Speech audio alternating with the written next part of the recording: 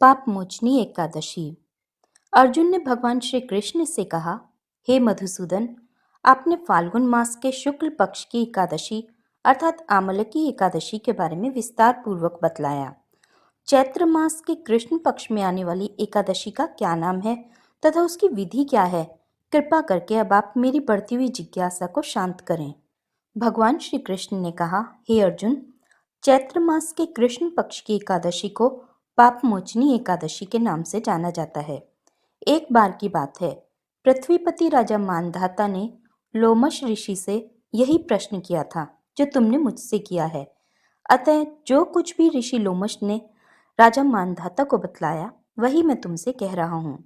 राजा मानधाता ने धर्म के गुह्यतम रहस्यों के ज्ञाता महर्षि लोमश से पूछा, हे ऋषि श्रेष्ठ, मनुष्य के पापों का मोचन किस प्रकार संभव है? कृपा कर कोई ऐसा सरल उपाय बताएं जिससे सभी को सहज ही पापों से छुटकारा मिल जाए। महर्षि लोमश ने कहा, हे नृपति, चैत्र मास के कृष्ण पक्ष की एकादशी का नाम पाप मोचनी एकादशी है। उसके व्रत के प्रभाव से मनुष्यों के अनेक पाप नष्ट हो जाते हैं। मैं तुम्हें इस व्रत की कथा सुनाता हूँ, ध्यान पूर्वक श्रवण करो। प्राचीन समय में चैत्ररथ नामक एक वन था। उसमें अप्सराएं किन्नरों के साथ विहार किया करती थीं। वहां सदैव वसंत का मौसम रहता था, अर्थात उस जगह सदा नाना प्रकार के पुष्प खिले रहते थे। कभी गंधर्व कन्याएं विहार किया करती थीं, कभी देवेंद्र अन्य देवताओं के साथ क्रीड़ा किया करते थे। उसी वन में मेधावी नाम के एक ऋषि भी तपस्या में लीन रहते थे। वे शिव भक्त थे। एक दिन मंजू घोषा नामक एक अप्सरा ने उनको मोहित कर उनकी निकटता का लाभ उठाने की चेष्टा की। इसलिए वह कुछ दूरी पर बैठ वीणा बजाकर मधुर स्वर में गाने लगी। उसी समय शिव भक्त महर्षि मेधावी को कामदेव भी जीतने का प्रयास करने लगे। कामदेव ने उस सुंदर अप्सरा के भ्रू का धनुष बनाया, कटाक्ष को उसकी प्रत्यंचा बनाई और उसके नेत्रों को मंजू घोषा अप्सरा का सेनापति बनाया। इस तरह कामदेव अपने शत्रु भक्त को जीतने को तैयार हुआ। उस समय महर्षि मेधावी भी युवावस्था में थे और काफी हृष्ट पुष्ट थे। उन्होंने यज्ञोपवीत तथा दंड धारण कर रखा था। वे दूसरे कामदेव के समान प्रतीत हो रहे थे।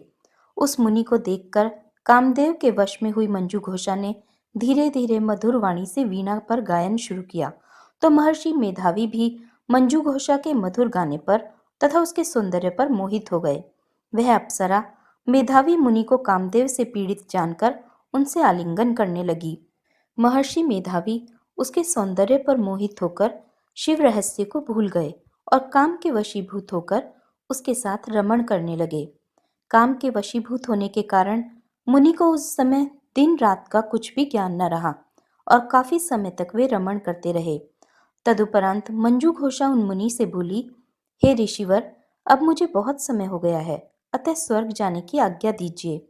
अप्सरा की बात सुनकर ऋषि ने कहा, हे मोहिनी, संध्या को तो आई हो, प्रातःकाल होने पर चली जाना।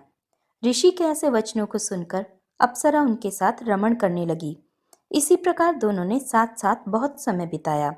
मंजू घोषा ने एक दिन ऋषि से कहा, हे विप्र, अब आप मुझे स्वर्ग जाने की आज्ञा दीजिए। मुनि ने इस बार भी वही कहा, हे रूपसी, अभी ज्यादा समय व्यतीत नहीं हुआ है, कुछ समय और ठहरो। मुनि की बात सुन अप्सरा ने कहा, हे ऋषिवर, आपकी रात तो बहुत लंबी है, आप स्वयं ही सोचिए कि मुझे आपके पास आए कितना समय हो गया। अब और ज्यादा समय तक ठहरना क्या उचित है? अप्सरा की बात सुन मुनि को समय का बोध हुआ और वह गंभीरता पूर्वक विचार करने लगे।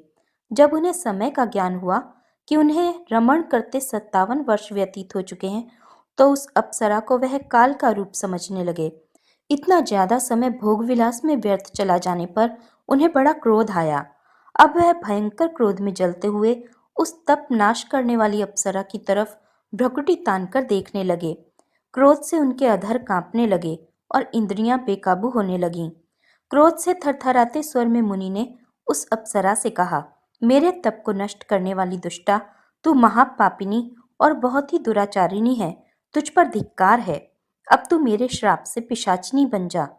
मुनि के क्रोधयुक्त श्राप से वह अप्सरा पिशाचिनी बन गई। यह देख वह व्यथित होकर बोली, हे ऋषिवर, अब मुझ पर क्रोध त्याग कर प्रसन्न होइए और कृपा करके बताइए कि इस श्राप का निवारण किस प्रकार होगा। विद्वानों ने कहा है, साधुओं की संगत अच्छा फल देने वाली होती है और आपके साथ तो मेरे बहुत वर्ष व्यतीत हुए हैं, अतः अब आप मुझ पर प्रसन्न हो जाइए, अन्यथा लोग कहेंगे कि एक पुण्य आत्मा के साथ रहने पर मंजू घोषा को पिशाचिनी बनना पड़ा। मंजू घोषा की बात सुनकर मुनि को अपने क्रोध पर अत्यंत ग्लानि हुई, साथ ही अपनी अपकीर्ति का भय भी हुआ। अतः पिशाचिनी बनी मंजू घोषा से मुनि ने कहा, तूने मेरा बड़ा बुरा किया है, किंतु फिर भी मैं तुझे इस श्राप से मुक्ति का उपाय बतलाता हूँ। चैत्र मास के कृष्ण पक्ष की जो एकादशी है, उसका नाम पाप मोचनी है। उस एकादशी का उपवास करने से तेरी पिशाचिनी की देह से मुक्ति हो जाएगी। ऐसा कहकर मुनि ने उसको व्रत का सब विधान समझा दिया। फिर अपने पापों का प्रायश्चित करने के लिए वे अपने पिता च्यवन ऋषि के पास गए। च्यवन ऋषि ने अपने पुत्र मेधावी को देखकर कहा, हे पुत्र, ऐसा क्या किया है तूने कि तेरे सभी तप नष्ट हो गए हैं, जिससे तुम्हारा समस्त तेज मलिन हो गया है। मेधावी मुनि ने लज्जा से अपना सिर झुकाकर कहा, पिताश्री, मैंने एक अप्सरा से रमण करके बहुत बड़ा पाप किया है। इसी पाप के कारण संभवतः मेरा सारा तेज और मेरे तप नष्ट हो गए हैं। कृपा करके आप इस पाप से छूटने का उपाय बतलाइए। ऋषि ने कहा, हे पुत्र, तुम चैत्र माह के कृष्ण पक्ष की पाप मोचनी एकादशी का विधि तथा भक्ति पूर्वक उपवास करो। इससे तुम्हारे सभी पाप नष्ट हो जाएंगे। अपने पिता च्यवन ऋषि के वचनों को सुनकर मेधावी मुनि ने पापमोचनी एकादशी का विधि पूर्वक व्रत किया। उसके प्रभाव से उनके सभी पाप नष्ट हो गए।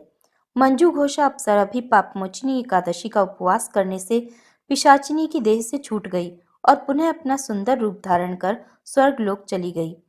लोमश मुनि ने कहा, हे राजन, इस पापमोचनी एकादशी के प्रभाव से समस्त पाप नष्ट हो जाते हैं। इस एकादशी की कथा के श्रवण व पठन से 1000 गौदान करने का फल प्राप्त होता है। इस उपवास के करने से ब्रह्म हत्या करने वाले, स्वर्ण चुराने वाले, मद्यपान करने वाले, अगम्यागमन करने वाले आदि भयंकर पाप भी नष्ट हो जाते हैं और अंत में स्वर्ग लोक की प्राप्ति होती है। जय श्री कृष्णा। राधे राधे।